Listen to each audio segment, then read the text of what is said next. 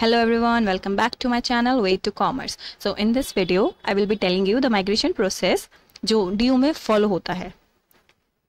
So what is migration? तो migration क्या होता है? माइग्रेशन एक ऐसा प्रोसेस है जो कोई भी एक स्टूडेंट जो ऑलरेडी ड्यू में किसी भी कॉलेज में एडमिशन ले चुका है, चाहे वो एसओएल में है या एनसी वेब में है या रेगुलर के किसी भी कॉलेज में है, और उसे माइग्रेशन लेना है. माइग्रेशन मतलब उसे कॉलेज चेंज करना है, शिफ्ट करना है टू अनदर कॉलेज, तो उसे हम बोलते हैं migration. So migration is a process कि एक कैंडिडेट या फिर एक स्टूडेंट जो दूसरे कॉलेज या फिर दूसरे मोड में, फॉर एसओएल में या एनसी वेब में जाना है, रेगुलर मोड में जाना है, तो जब स्टूडेंट एक कॉलेज से दूसरे कॉलेज में ट्रांसफर होता है तो उसे माइग्रेशन बोलते हैं.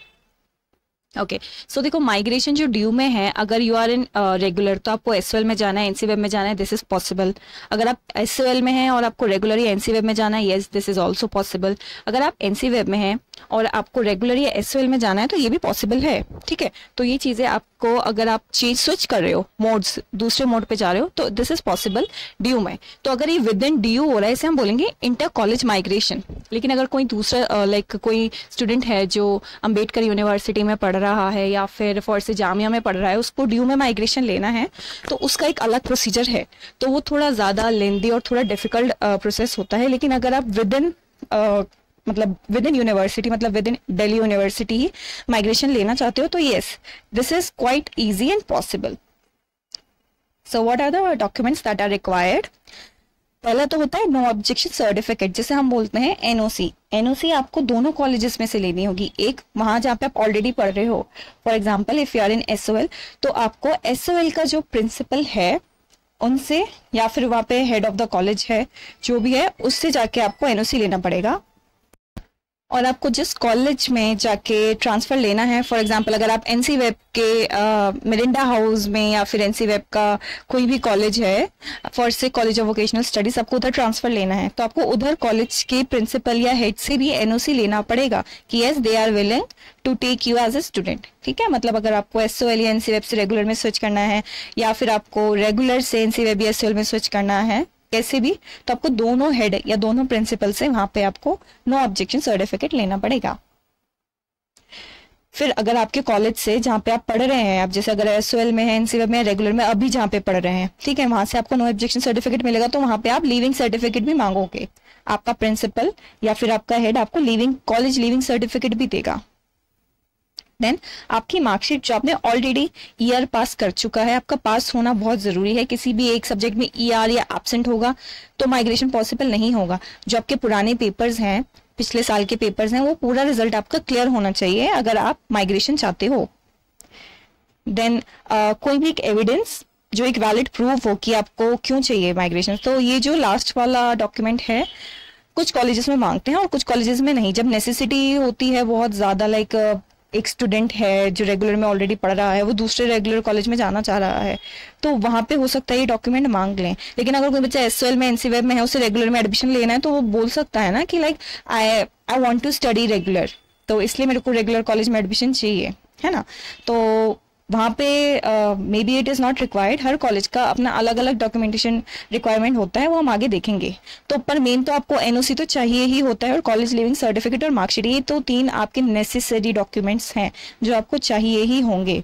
अब कुछ बच्चे बोल रहे हैं कि मैम हमारा तो रिजल्ट ही नहीं आया, तो उस केस में आप क्या कर सकते हो? आप कॉन्फिडेंशियल रिजल्ट के लिए अप्लाई कर सकते हो, जो आपको दिल्ली यूनिवर्सिटी के एग्जामिनेशन ब्लॉक है, वहां पे जाके आप कॉन्फिडेंशियल रिजल्ट के लिए अप्लाई करोगे. विद इन अ वीक और विद इन 15 डेज आपको आपका रिजल्ट हाथ में दे देंगे.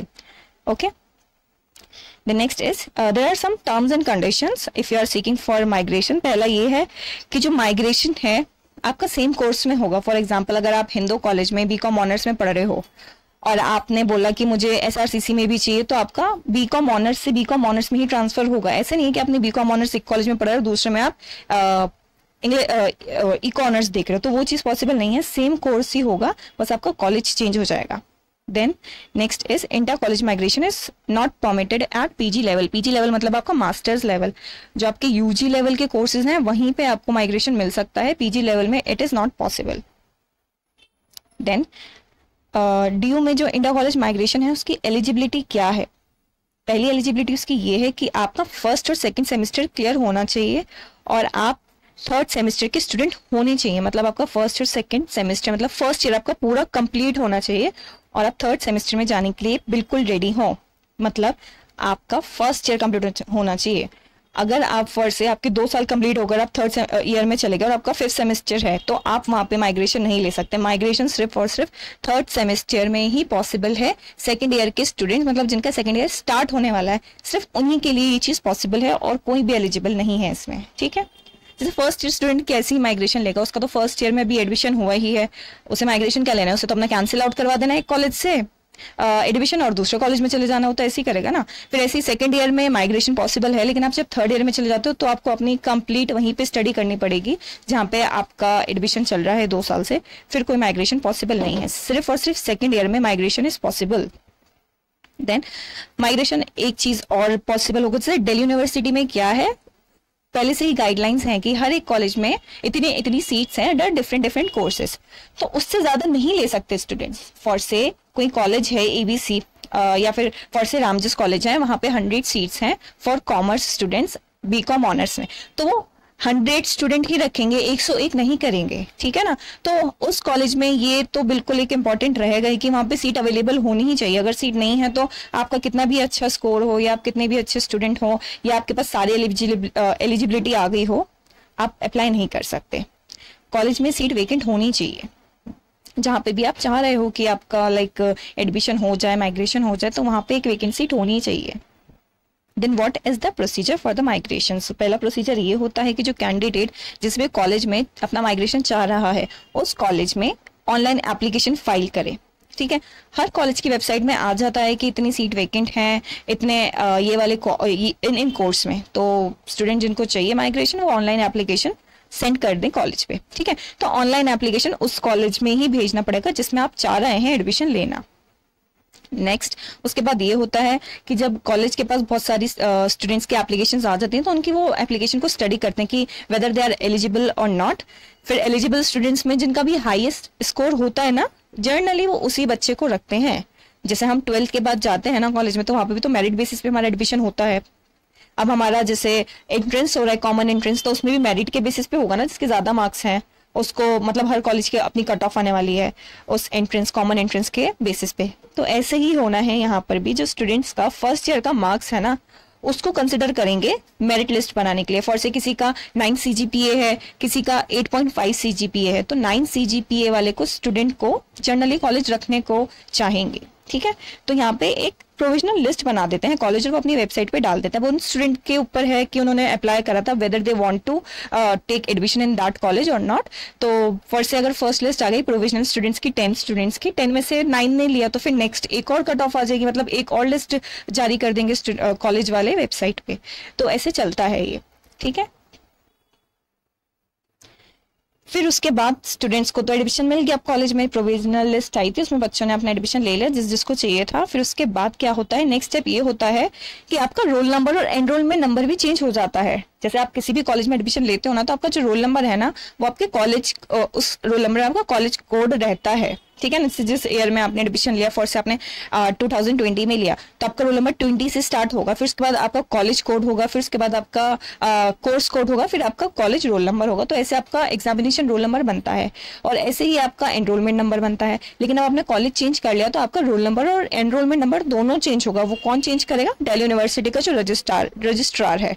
ये वैसे आपके कॉलेज जिसमें आपने न्यू एडमिशन ले लिया है, माइग्रेट हो गए हो, उनके एडमिन ऑफिस का काम है। बट यस, आपको वहां पे जाके बोलना पड़ेगा that I am newly migrated student और आप मेरा ये काम करवा दो।